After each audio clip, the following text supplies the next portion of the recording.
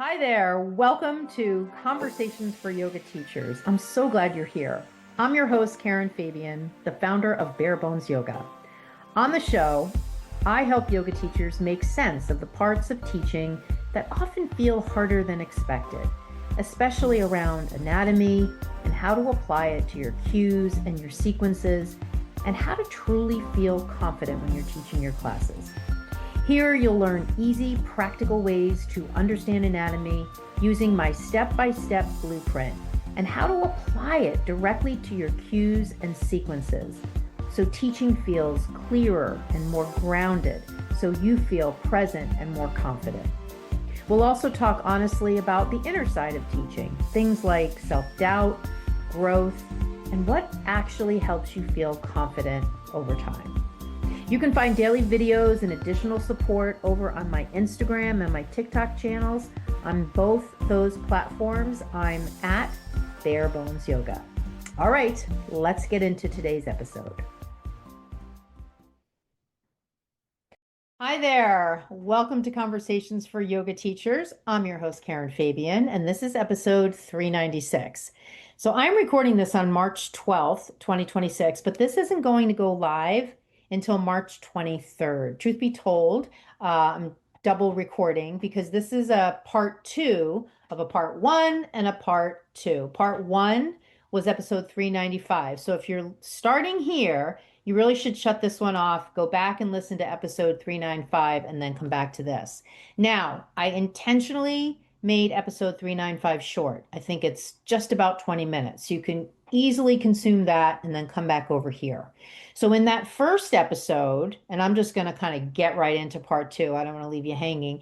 In that first episode, I sort of ended with a cliffhanger because our topic there was talking about why so many yoga teachers share with me that they feel insecure even after they take their 200-hour teacher training. Because, of course, justifiably, understandably, they went into a 200-hour teacher training with the expectation that they would come out of that experience feeling ready to teach. But so many teachers tell me I didn't feel ready to teach. In fact, I've been teaching for a year and I still don't really feel like I know what I'm doing. So in that episode, episode 395, I talked a lot about what are the problems that teachers experience. And I chunked it out into several different areas. Today, I'm going to talk about what actually builds confidence for yoga teachers. You know, what are the skills that make teaching yoga feel easier? And how can you start to feel confident? So now that we set the stage by talking about the problems last week, let's talk about what some of the solutions are. So the first thing is let's talk about cueing.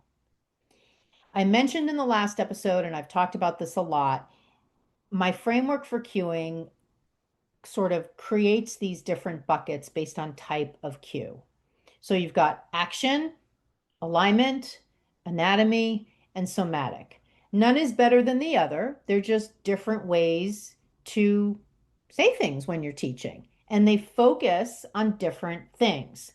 Action cues are just tell people what you want them to do. Step your foot forward, bring your feet together, reach your arms up. You can teach your entire class just like that. Alignment cues speak to the shape, like knee over heel or center your hips. Anatomy cues speak to the muscles or the bones or the joints or how muscles work or the fascia, for instance.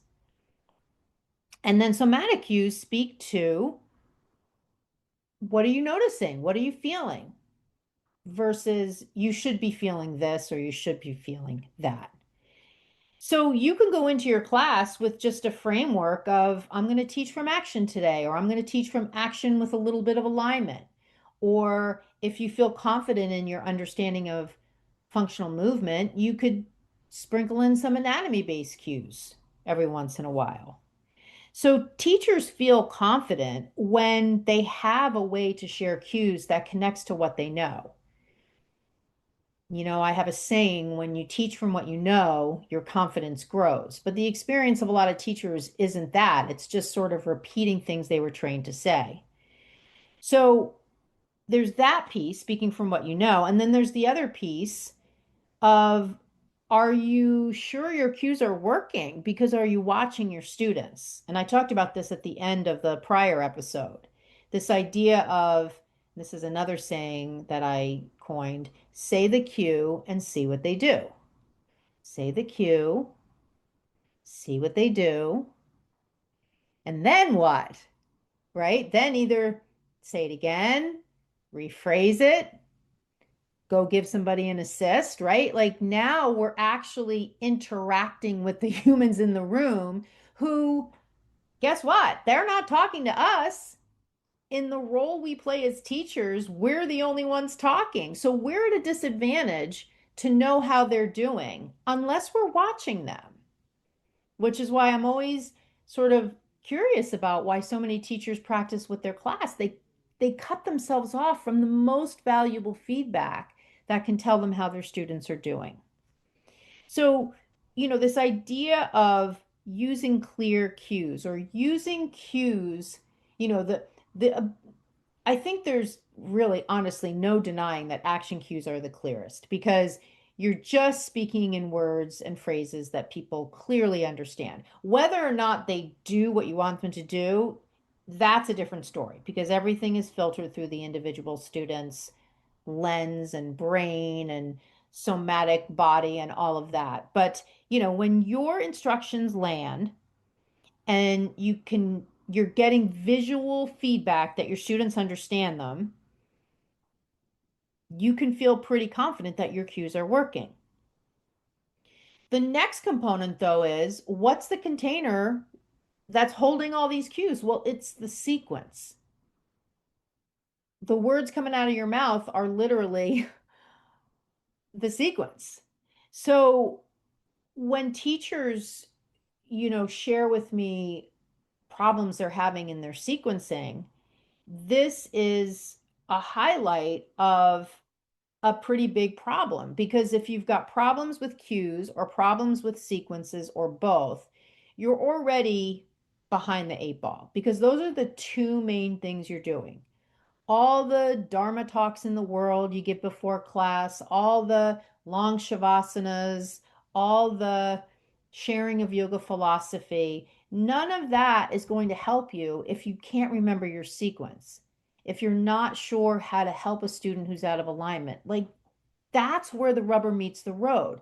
But when you look at how teachers are trained and the overload of information, remember in the prior episode where I said too much information, not enough application. And so when you come out of an experience that's been run that way, it's no wonder that you're not sure how to actually create a sequence because maybe that wasn't shared. Maybe that practical example of actual teaching skill wasn't actually taught to you. So in my mind, this idea of creating a sequence based on what you love, not what you think you have to do, and using that sequence over and over again so you get to know it really well, it literally becomes your signature. People get to know you. Hey, when I go to Karen's class, this is the kind of sequence I'm going to get. These are the kinds of cues I'm going to hear. This is the kind of, maybe interesting thing I'm going to find out about a pose or body part or a muscle or how a muscle works in a pose.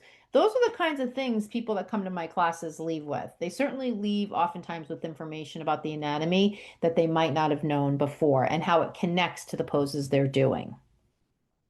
So the other idea behind a signature sequence is you as the teacher stepping into your true empowered confident way of teaching. You're not changing your sequence with every whim of every student or based on the latest trend. You're going in there teaching what you want to teach.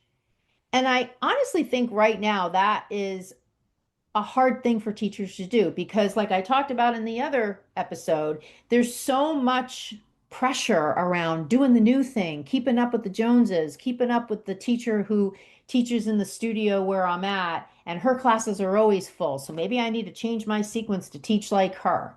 Even though I know in my heart that's not really how I want to teach. I can remember, and I've talked about this before, I taught for like 11 years at a studio in Boston, and one of the women that taught before me, her class was always packed and she blasted rock music. And when I would go to teach my class that was on the schedule after hers, her students would be pouring out of the studio. They faces were flushed, they were smiling. I could still hear the music blasting in there, and they looked like they just had the best time. And part of me was like jealous. Why don't I have that many people? Because I generally didn't have that many people as compared to her in my class. But the other part of my heart was thinking, that is definitely not how I teach. That doesn't resonate with me at all. That is not the way I want to teach at all. So more power to her. She's diving into how she wants to teach. And I'm doing the same thing. And in fact, students at that studio would oftentimes say to me, I love how your classes are different from everybody else's here. So they recognized that. They knew they were self-selecting to come to my class to get the kind of yoga I was offering. So clear cues, having cueing frameworks, leaning into a signature sequence. These are two things, two practical ways that you can cut the insecurity, that you can start to build the kinds of skills around applying what you know to teaching. So honestly, these two things you could take right now and just go out and start experimenting with them. For the next 4 weeks, experiment with these two things, using a signature sequence and using just action cues. Don't even worry about the alignment or the anatomy or the somatic for now. Just action cues in a signature sequence. Use that for the next 4 weeks as your approach. And then send me a note and let me know how it's going. Now, the next piece, though, is the anatomy piece. It's the understanding movement piece. So remember, you went through your teacher training, and if you're like a lot of teachers, the anatomy part was really lacking. I don't know if I mentioned this in the prior episode, but after the webinar, one of the teachers who attended sent me a note and she said, we only watched a 20-minute video on anatomy. In our whole 200-hour teacher training, that was the only thing we got that was specifically about anatomy. So, I mean, number one, that's clearly out of compliance with the 200-hour teacher training structure as endorsed by Yoga Alliance. So that particular studio was out of compliance with the guidelines of Yoga Alliance. And that's one of the reasons why there's so much lackluster anatomy support given to teachers who pay for these trainings, because there's no oversight by Yoga Alliance on any of these trainings.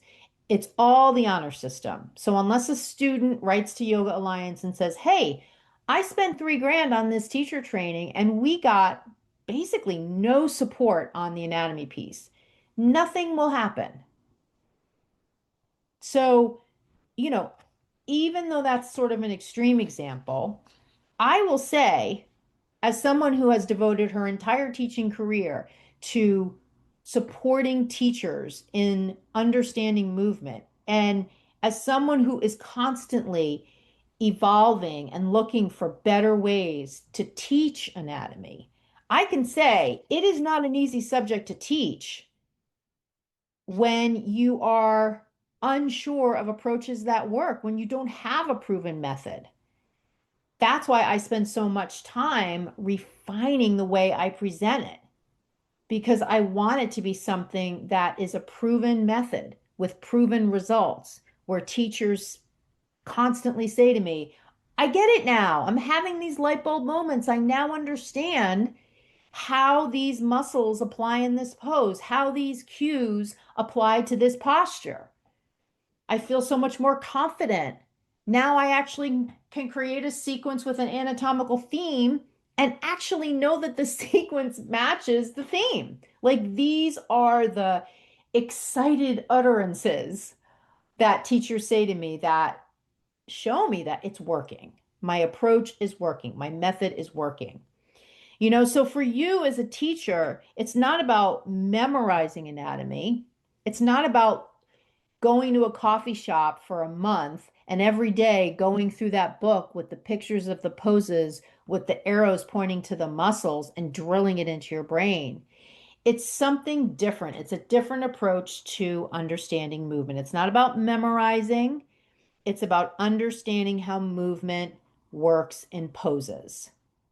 And in the prior episode, I gave you a specific example around rotator cuff.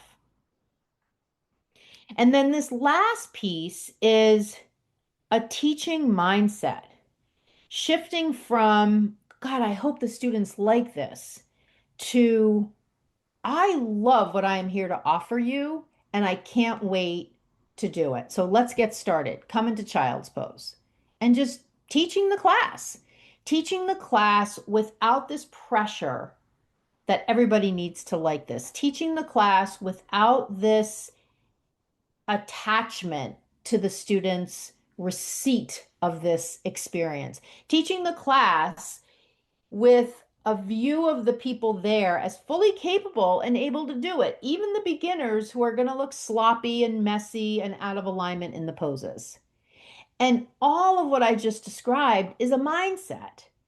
But no one really talks about mindset in 200-hour teacher training programs. They basically just overload the students with information and then just send them out there to teach. But mindset is such a huge part of teaching because something about teaching yoga triggers people's insecurities.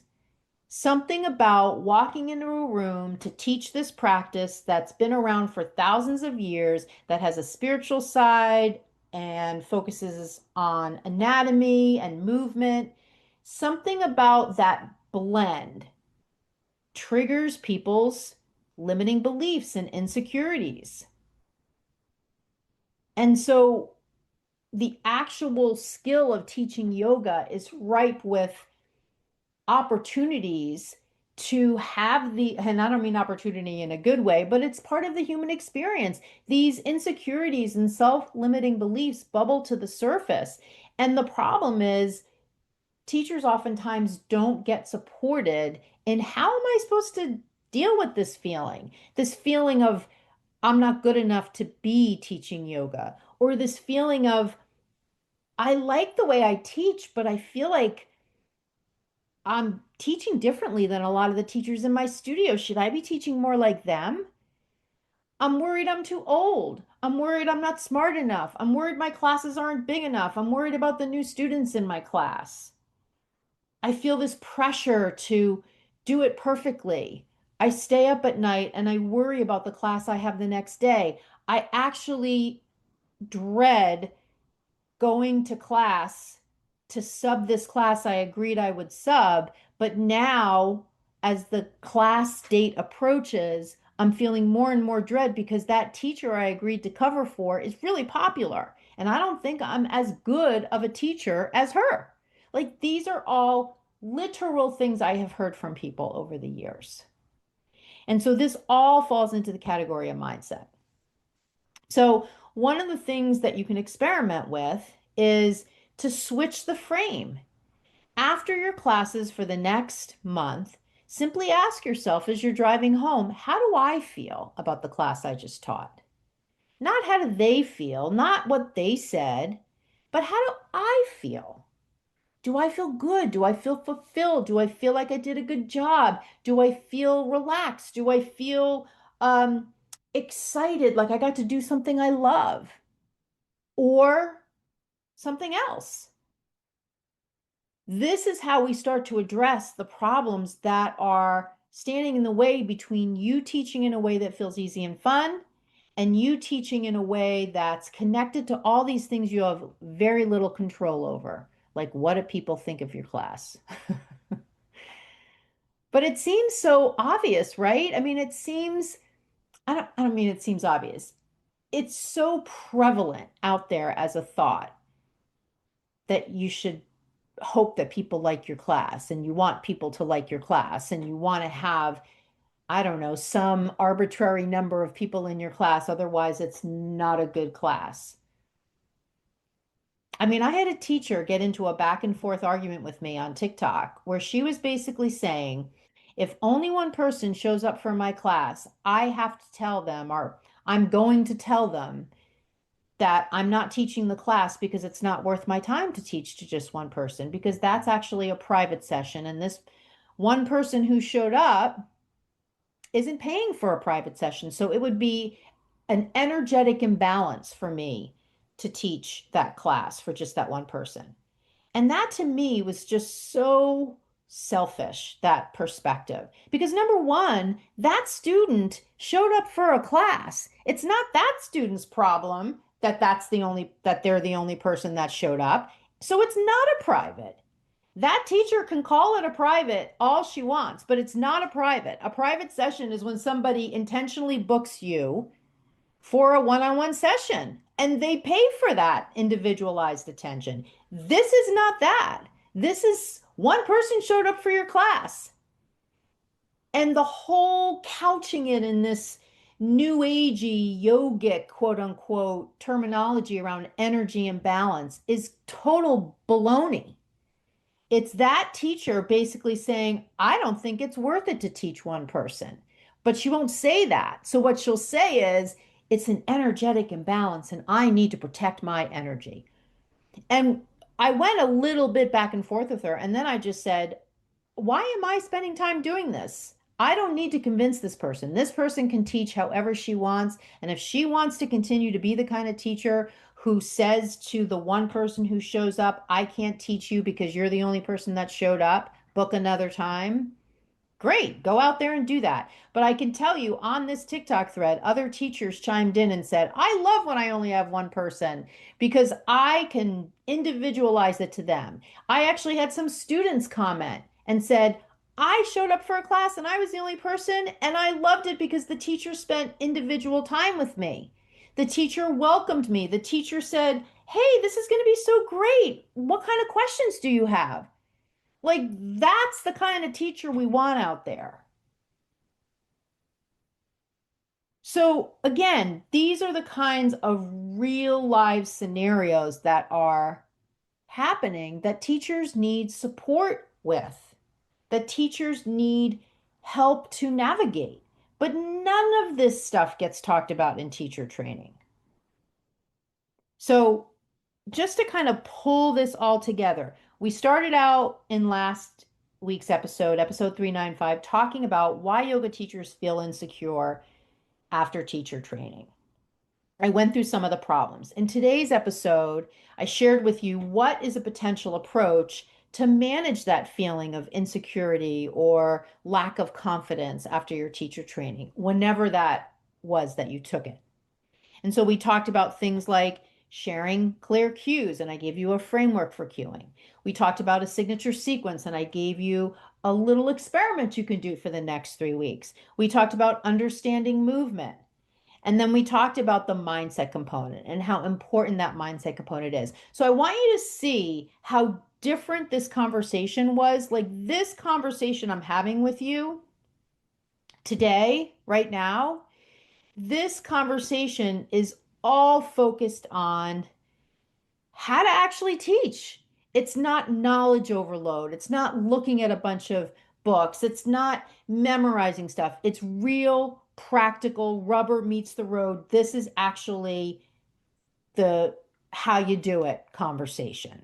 And that's what we need, in my opinion, that's what we need more of. So let me just ask you just this kind of reflection question in closing. If you're feeling overwhelmed as a teacher right now, it might not be a lack of effort. It may simply be that no one has shown you a clear framework like the one I'm showing you now. So, at the end of the last episode, I did mention in my Instagram bio, there's a link to get my signature sequence video, and it'll walk you through how to create a signature sequence and how to start using it. So if that's something you're interested in doing, go to my Instagram bio, click the link, and you'll see one of the options there is the signature sequence video. You can even do that right now because you're probably listening on your phone. Just go to Instagram and grab that. And, of course, if you want help applying these ideas in your teaching, I share more resources and have more conversations about this not only here on the but also on my email list. If you get that signature sequence video, you're automatically on my email list. So that's an easy way you can do it. So I hope you found this part one, part two episode series helpful. And as always, I would love to hear anything that clicked for you, any reflections you had as a result of listening to this. You can always send me an email, always send me a message. Thank you so much for listening, and I'll catch you on the next episode. Namaste. Thanks so much for listening to today's episode. If anything we talked about resonated with you, especially around anatomy, cueing, or feeling more confident when you teach, I want you to know that you are not alone. A lot of teachers tell me these are definitely challenges for them. As a thank you for being a podcast listener, I'm offering you $50 off my 4-week Yoga Anatomy Accelerator program. It's a short, focused program designed to help yoga teachers learn anatomy in an easy step-by-step way and how to apply it directly to their teaching. To get the podcast listener discount, you can head over to my Instagram and just send me a DM with the words podcast offer. Thank you so much for being here, and I'll see you in the next episode.